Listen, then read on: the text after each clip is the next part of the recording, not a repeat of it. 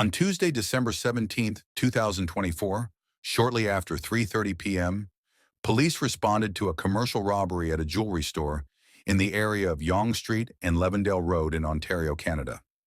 It was reported that three male suspects were using hammers to smash glass cases. After stealing a quantity of jewelry, the suspects fled in a silver sport utility vehicle driven by a fourth suspect. Let's do it here, guys. We're gonna take off here on foot. Air 2, I still got them. They're southbound, like you said, running now into the tree lot.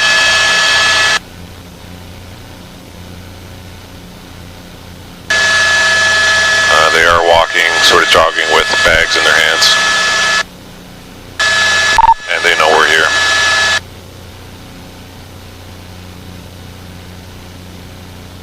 Canine, I'm at the, what, Air 2, do you have them? Air 2, still got them. I don't have you yet. Oh, I see you. Yeah, you're further west.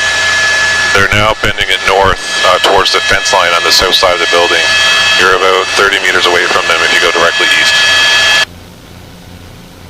Underneath where the workers, they're still underneath a little... They're directly underneath you. I think it's a level parking lot or something. They're below you. All running now eastbound in the woods.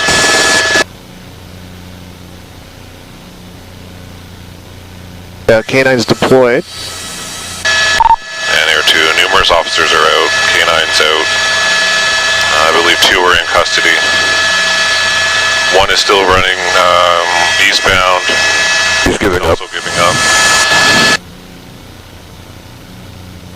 We're in custody. I'll need them to confirm.